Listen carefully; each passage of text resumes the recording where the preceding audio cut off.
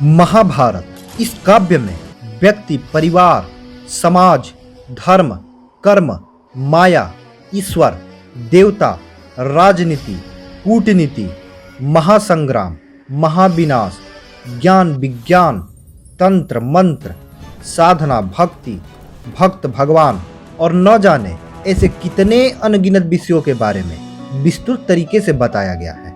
महाभारत के कही गई श्रीमद् भगवद गीता में ईश्वर, आत्मा, कर्म और योग का एक ऐसा विशाल कोश है जिसके अस्टार का कण कहीं और मिलना बहुत ही मुश्किल है। लगभग हर हिंदू व्यक्ति महाभारत की कथा को जानता होगा, लेकिन आज हम आपको महाभारत के कुछ ऐसे दिलचस्प तथ्यों के विषय में बताएंगे जो शायद ही आपने सुने हो। तो चलिए जानते हैं कुछ महाभारत के रहस्य के बारे में।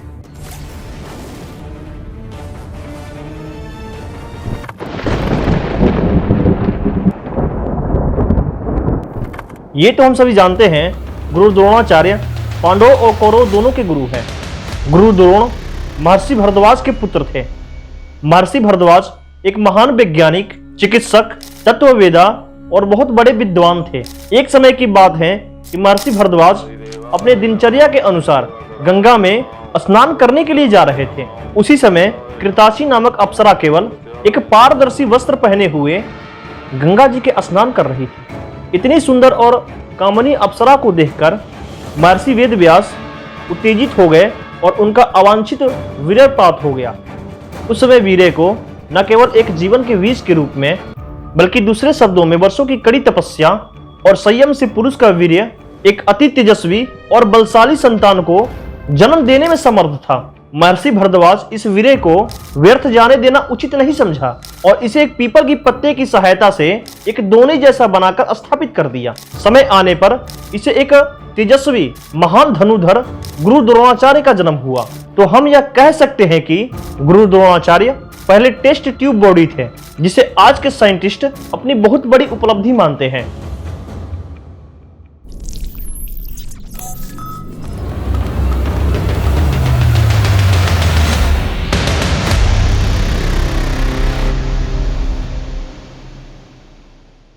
इसके पीछे एक बहुत बड़ी वजह है जो शायद ही आप जानते हैं। बहुत से लोगों को लगता है कि अश्वत्थामा को अभी भी जिंदा मानना एक अंधविश्वास है, क्योंकि कोई व्यक्ति अगर 5000 साल पहले पैदा हुआ था तो वो आज तक जिंदा कैसे हो सकता है।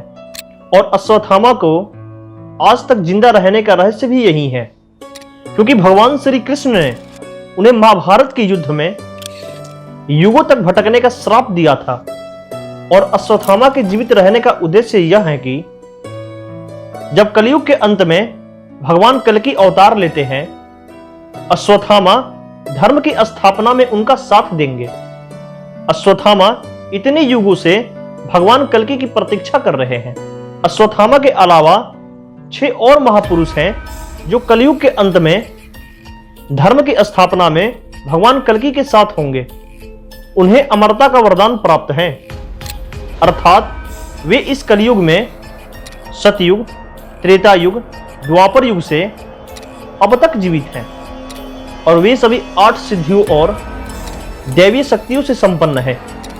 लेकिन ये महान दिव्य पुरुष किसी नियम और वचन से बंधे हैं और हम मनुष्यों की तरह वे भी आज इस कलयुग में रह रहे हैं। भगवान विष्णु के कल्कि अवतार को मोक्ष प्राप्त करने की प्रतीक्षा प्राप्त कर रहे हैं और वे 6 महापुरुष हैं। रामायण काल के विभीषण, कृपाचार्य, हस्तिनापुर के कुलगुरु, महाभारत की रचना करने वाले महर्षि वेदव्यास, धार्मिक और कर्तव्य परायण असुर राजा बलि जो आज भी सतलालोक में निवास करते हैं, चिरंजीवी हनुमान जी जो रुद्र अवतार हैं और अंतिम चिरंजीवी महापुरुष परशुराम जी हैं जो भगवान विष्णु के 6ठे अवतार हैं, और जो पितामह भीष्म द्रोणाचार्य जो कर्ण के गुरु भी थे। और पौराणिक कथाओं के अनुसार परशुराम जी भी भगवान कल्कि के गुरु बनेंगे, जो इस समय महेंद्रगिरी में तपस्या में लगे हुए हैं और कल्कि अवतार का इंतजार कर रहे हैं।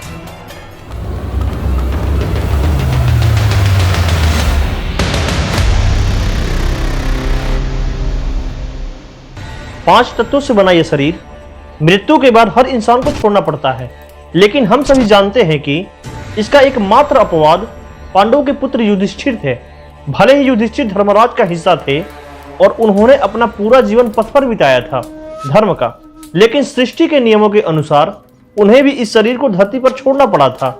लेकिन वे शारीरिक रूप से स्वर्ग पहुंच चुके थे, क्योंकि इसके पीछे का रहस्य यह है कि यमराज को किसी श्राप के कारण धरती पर जन्म लेना पड़ा था, और वह कोई और नहीं बल्कि विदुर थे, जो पृथ्वी पर यमराज का जन्म थे। और इसलिए जब विदुर ने अपना प्राण त्याग दिए थे, तब उनकी आत्मा युधिष्ठिर के शरीर में प्रवेश कर गई थी, क्योंकि युधिष्ठिर धर्मराज के अंग थे और यमराज भी स्वयं धर्मराज हैं। यही कारण है कि युधिष्ठिर अपने शरीर के साथ स्वर्ग में प्रवेश करने में सक्षम थे, क्योंकि यमराज स्वयं उनके साथ थे।